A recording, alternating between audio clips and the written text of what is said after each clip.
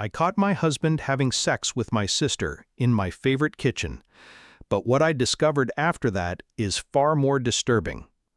I'm Olivia, 31F. Everyone knows me as an interior designer, someone who builds homes for others.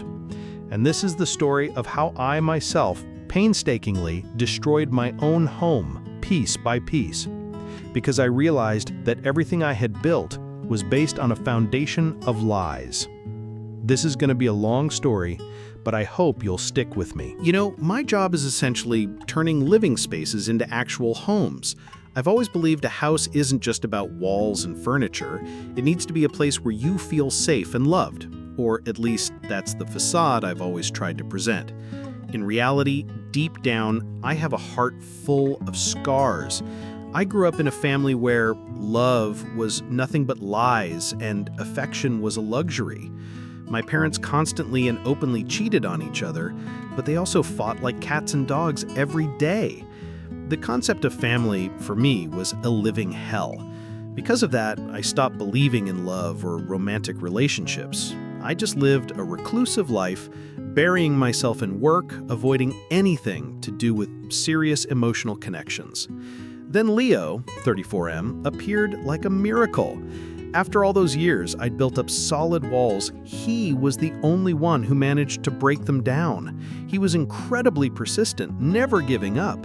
Leo listened to me, understood all the fears I kept hidden, and gradually convinced me that true love exists, that I deserved to be happy.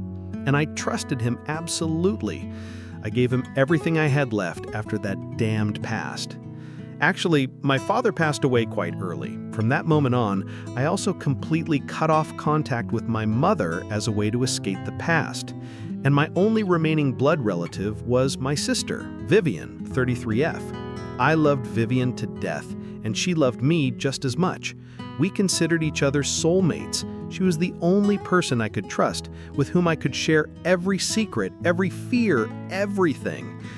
I thought my life was finally complete, but I was wrong. My simple happiness was about to be completely shattered in just a single moment. After Leo and I got married, we bought an old house that we designed and renovated ourselves. For me, that house wasn't just an architectural structure. It was a symbol of the, quote, perfect home I had always yearned for.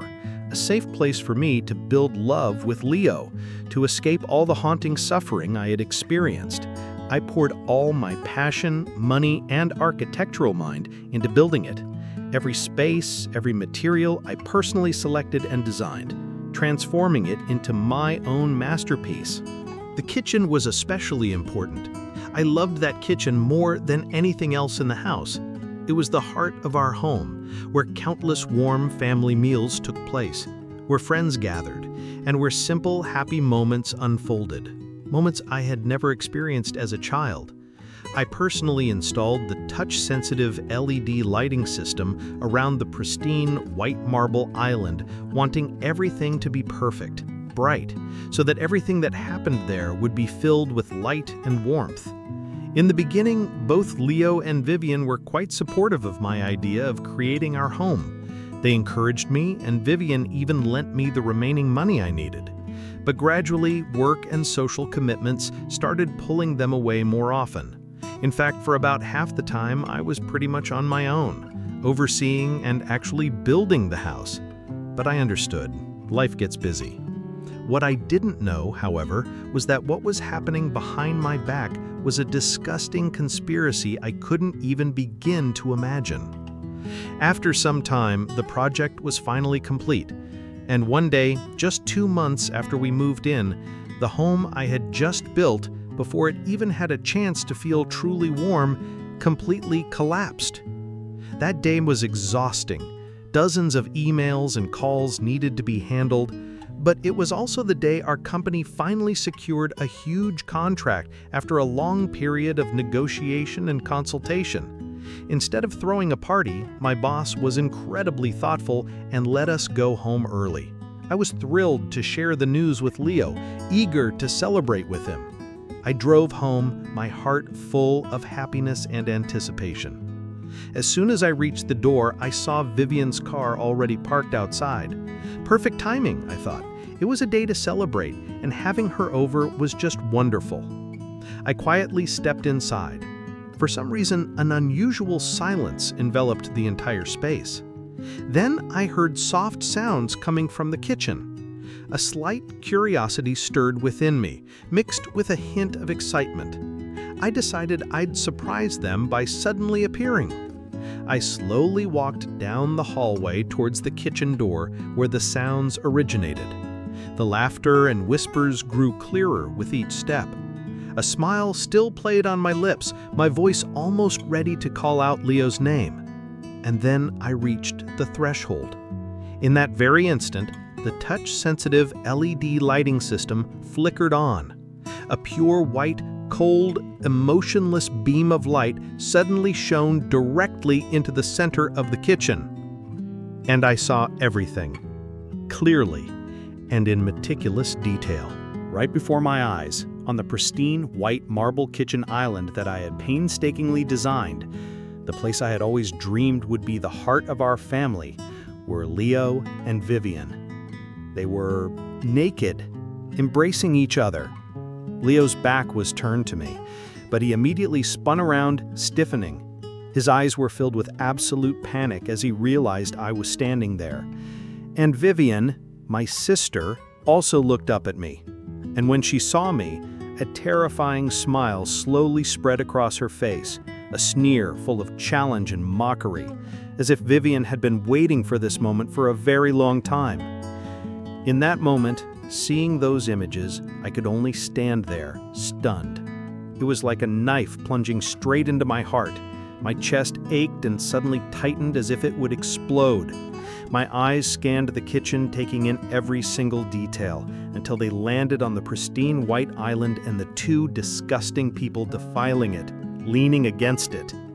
Suddenly, a wave of nausea surged. I immediately turned on my heel, ran out, and sped away. I didn't look back. I couldn't bear another second. I drove aimlessly, not knowing where I was going. My senses were numb. My home, my love, my sister, everything collapsed in an instant. Everything turned to ashes right before my eyes. I don't know how far or how long I drove, only that when it was already quite dark, I stopped at a run-down, musty-smelling motel by the road. I locked the room door tightly, collapsed onto the bed, and just cried. I cried until I dry-heaved, cried until I was exhausted. Every time I thought of that scene, Leo's face and Vivian's contemptuous smile, my stomach twisted into knots. It felt as if someone was digging out my insides. My phone had been vibrating frantically since I left that house. Dozens of missed calls and a flood of messages came from Leo and Vivian. From apologies and pleas to demands and even threats from Vivian. I couldn't believe she sent messages like, "You're always so selfish, you never understand what I have to go through," or, "If you don't answer, I don't know what I'll do to myself." It was disgusting. I just stared at the screen. Each name that popped up was like a knife stabbing my eyes. I didn't answer, not a single call. Luckily, I had Chloe, my best friend. I met her through work, so neither Leo nor Vivian knew anything about her. As soon as I called, she rushed straight over. When she heard my story, she hugged me so tightly, I thought I would shatter. But once I finished telling her, Chloe didn't let me wallow in despair for long. She looked me straight in the eyes, her voice firm. "Olivia, I know you're hurting right now, but if you want them to pay for what they did, you need evidence. This is your battle, not just your pain. You have to go back to that house, collect everything before Leo has a chance to erase it." She was right. I was disgusted by the thought of going back there, but Chloe was right. I couldn't let myself fall apart. The next morning, I called in sick to work and mustered all my courage to drive back. Normally, Leo would have already left for work by this hour. Stepping into the house, I walked the exact path to the kitchen threshold that I had taken yesterday. Each step was accompanied by a feeling of disgust that rose to my throat, especially when I saw my pristine white marble kitchen island. The place I once proudly called a masterpiece, the heart of our home, was now just a disgusting symbol of betrayal. Every square foot of the house now held a lie. I went straight into Leo's room and started rummaging like a madwoman. I had to find something, anything. The mix of desperation and rage made me tear through everything around me. And then, in a rarely used drawer, I found an old phone that I hadn't seen Leo use in ages. I'd thought he'd thrown it away long ago. My hands trembled as I held it. My gut instinct told me this was exactly what I needed. When I powered it on and checked, there was no password. And what I found on that dusty old phone was an even more horrifying truth. Dozens of old messages between Leo and Vivian, God knows how long they'd been going on. They showed that they had been involved for a very, very long time. Meanwhile, I was the one who introduced Leo to my sister on our first date. Their relationship had been meticulously hidden, even before Leo and I even met. I realized it had all been just a play. I scrolled through hundreds of messages, devouring them like a mad person. And then I stopped at an old message Vivian sent to Leo from the early days when Leo first started pursuing me. Attached was a sheet link with the words Olivia's profile displayed on the outside. My hands shook uncontrollably as I clicked on that link, and my heart felt like it stopped. It was an online spreadsheet created by Vivian. It was a meticulous, detailed plan, listing everything about me, guiding Leo step by step on how to win me over, how to break down my distrust, my little quirks, every weakness. It instructed Leo on exactly how to act to make me love and trust him implicitly. Every word, every phrase, every action Leo had taken to conquer me, it was all documented in this sheet. Everything was just a pre-written script. It turned out that everything, Leo's love, my absolute trust in him, and even the existence of that dream home, it was all a calculated, orchestrated performance from the very beginning. And my own sister, Vivian, was the mastermind. Tragedy piled upon tragedy. Everything I had ever believed in was shattered. I had been turned into a research subject, a puppet in this sick psychological game. A feeling of numbness washed over me. But looking at the notes at the end of the sheet, I flinched. It spoke of financial goals related to my house and even my father's will. Something sinister was being interwoven into this disgusting plan. And even though I didn't know what it was, I knew I needed to do something immediately, before it was too late. I didn't hesitate for a second. I immediately contacted attorney Eva. She's an extremely tough and sharp female lawyer I'd come to know through signing many important contracts for my company. I gave her all the evidence. Eva meticulously examined every line, every word. As time passed, I saw her expression harden, and a surge of indignation flared in her eyes. Eva looked at me, her gaze resolute. "Olivia, this case is far more serious than you think. This isn't just infidelity. This is a conspiracy, an act of extreme malice. We will definitely make them pay." Attorney Eva wasted no time. She introduced me to a young, incredibly skilled private investigator specializing in technology and finance named Alex. The two of them began their investigation, and what they uncovered was even more horrifying than anything I could have imagined. They didn't just collect a ton of images and videos of Leo and Vivian's twisted relationship. They also discovered a series of suspicious financial transactions from my and Leo's joint account. Even worse, there were large loans taken out under the guise of home renovations that I knew nothing about. In fact, one loan was in my name, but the money was transferred directly to a shell company owned by Vivian. It was clear they had been planning this for a long time. But what Alex found next truly made me lose my footing. The detective discovered that my father's will from just a few years ago had been illegally altered just weeks before he passed away. A large portion of the inheritance that should have gone to me had been redirected to my mother and Vivian. Hearing that, I was stunned into silence. I realized I hadn't just lost my husband and my sister, but I had also been robbed of my assets and inheritance by my own family. This wasn't just a momentary betrayal, it was a long-running financial fraud orchestrated by both of them. And I was the only one being bled dry, mercilessly exploited. Everything I thought was mine wasn't. Everything was a trap that had been set all along. But even that didn't seem to be enough.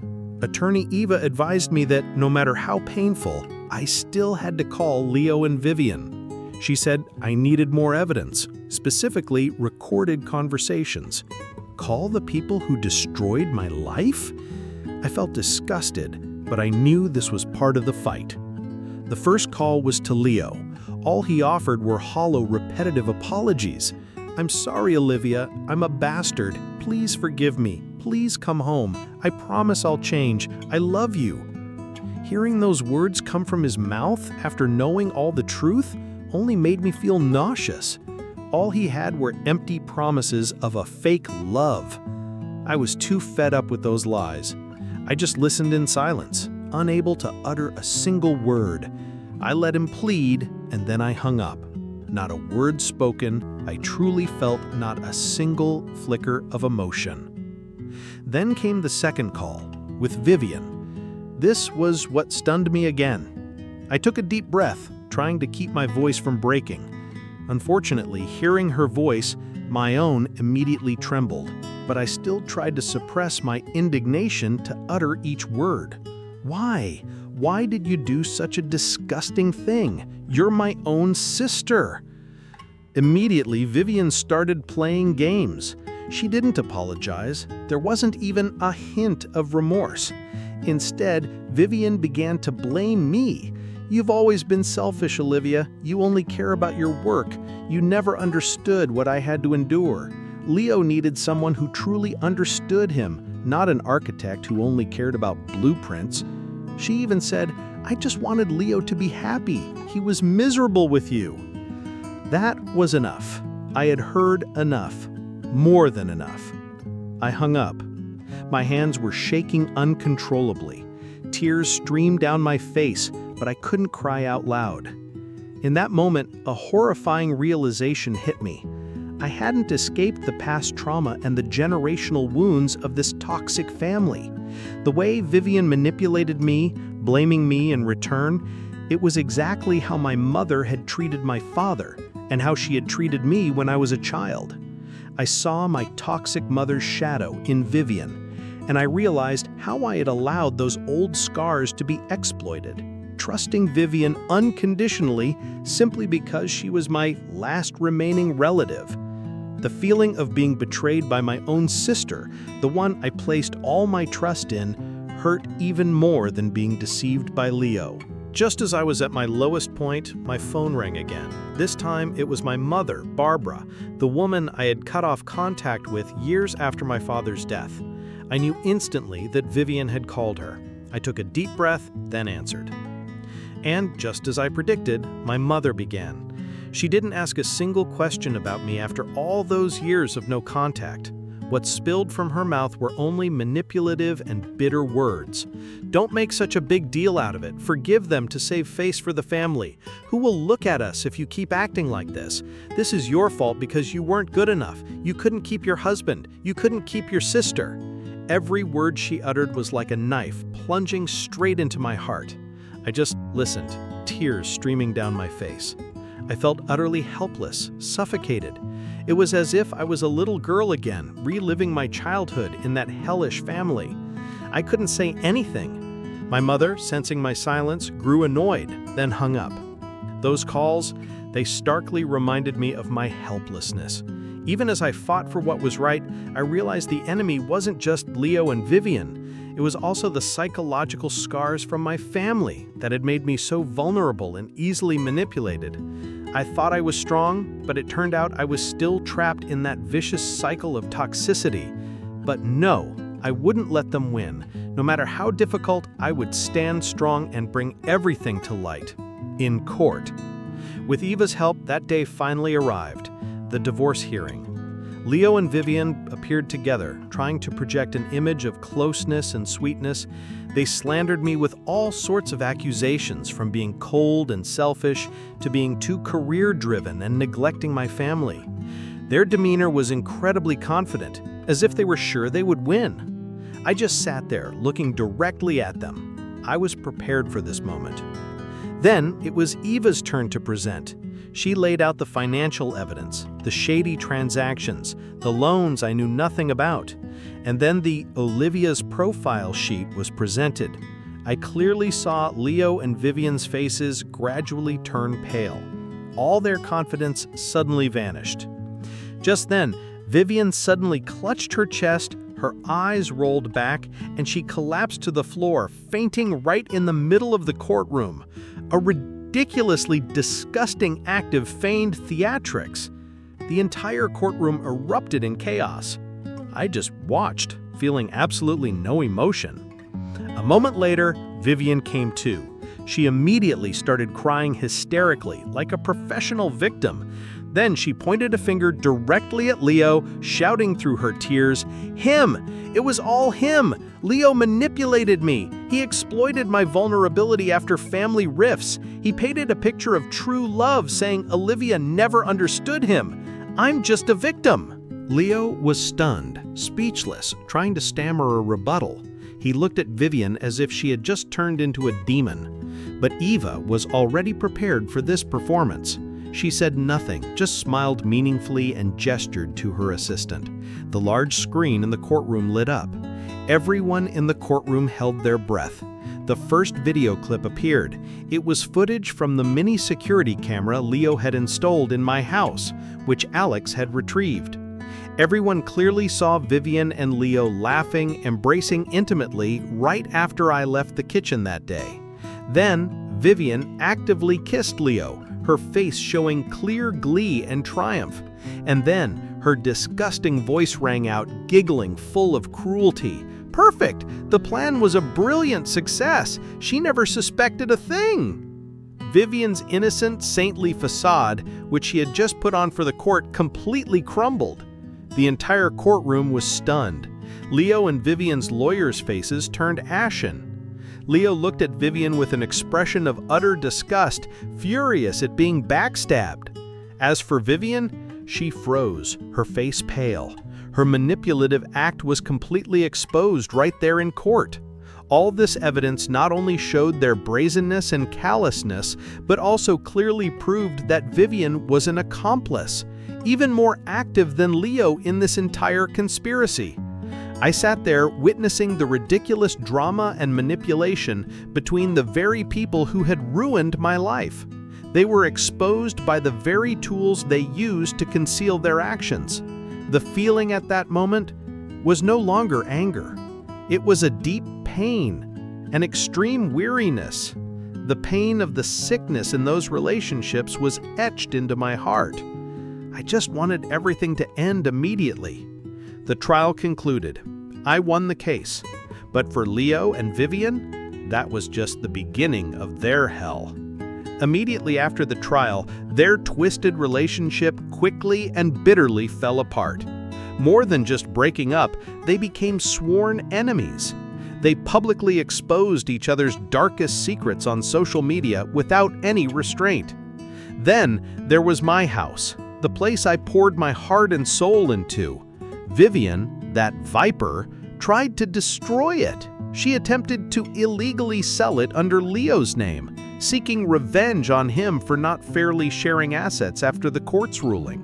My once dream home became a relic of betrayal. The kitchen, which I once thought would be the heart of the family, was now just a stain. Truly disgusting. That was just the beginning. With all the evidence I had, especially Olivia's profile and the fraudulent financial transactions, Leo had to face justice. Based on that ironclad evidence, Leo not only lost all his assets in the divorce, but he was also convicted of fraud and breach of trust. He lost not only all his money, but also his future. His reputation was completely ruined. Leo also faced a suspended prison sentence and community service for fraud. His life as good as shattered. And Vivian, my own sister, she didn't escape either. Vivian was convicted as an accomplice in the financial fraud case and faced a series of charges for slander and defamation. She completely lost her credibility, being blacklisted by all companies. No one wanted to work with or be associated with her anymore. Vivian became a social outcast.